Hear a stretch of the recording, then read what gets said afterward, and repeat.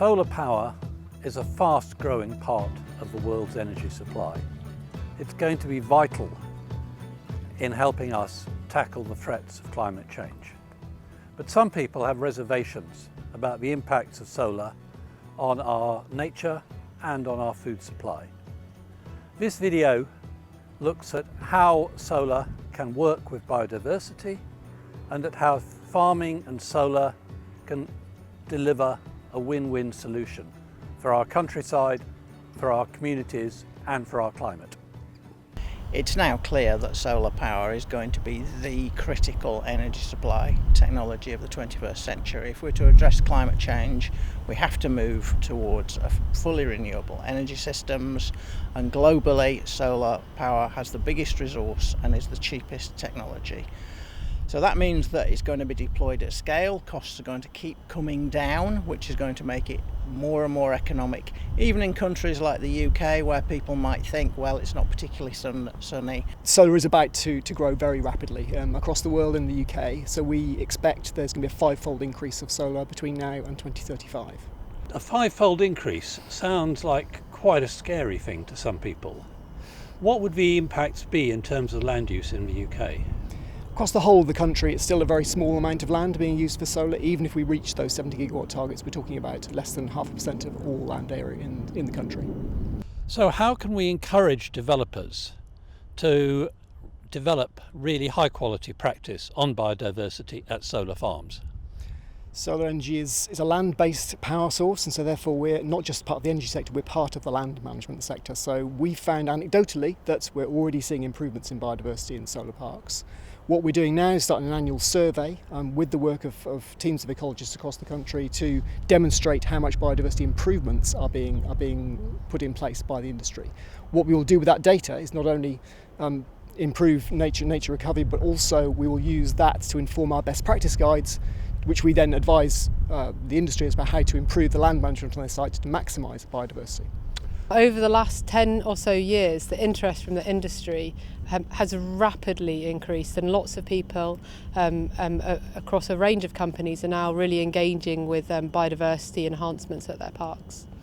The Solar Park Impacts on Ecosystem Services Toolkit is a decision support tool to help developers and operators and owners of solar parks work out how best to manage them for ecosystem services for biodiversity, so they're as positive places as possible for ecology, as well as providing low carbon electricity. We've done several surveys of solar parks across the country now, looking at impacts on vegetation, soil and insects.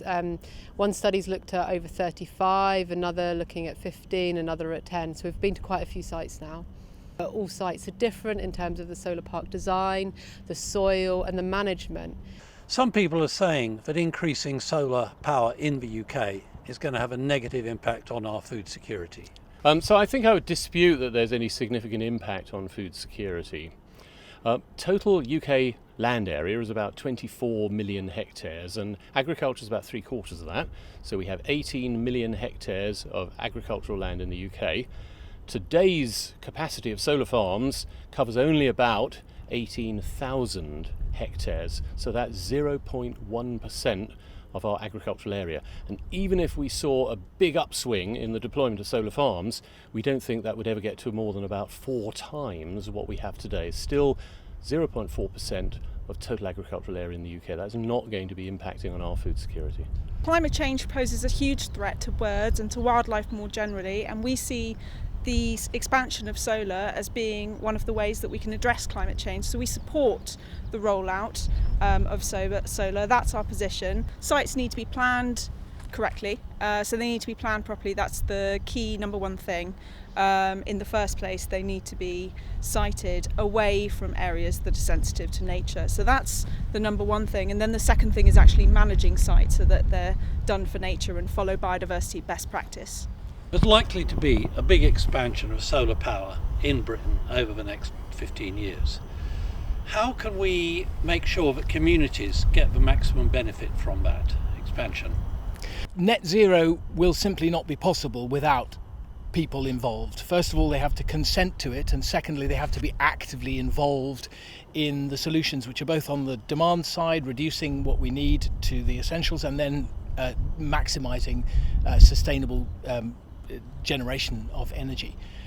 The way of getting people involved is to give them a genuine stake, some kind of ownership, not consultation, but the ability to own, the ability to participate, volunteer, connect with and be involved with projects on the ground that bring real benefit to them locally. In other countries, they have been diversifying their energy system for much longer. In Germany, they own lots of the local grids. In Denmark, a lot of the heat has been decarbonised at local levels. We need more of that. We need to get away from the sort of centralised mentality that we still have in this country about energy. When you involve communities, you involve people particularly who care about their local area, people who get out and do. Those people can bring the genius of the community, the hive mind, many different expertises, many different friends to volunteer. They're out and about, they're present, they're dog walking in the area, so they can, as it were, monitor and enable the project to be better year on year. The exciting things about doing the solar farm, other than being community owned and being renewable, was the opportunity to improve the biodiversity on what is a very large arable area here. So that's really exciting. That was great.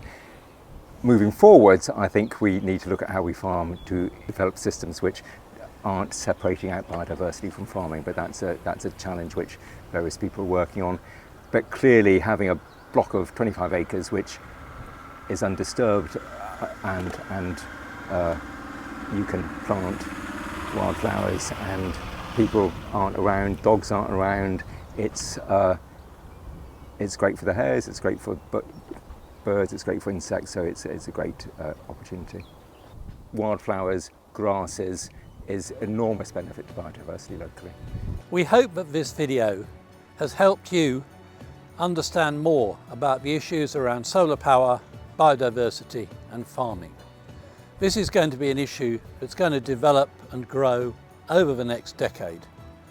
If you want to know more about it, check out the Westmill Sustainable Energy Trust website, www.weset.org.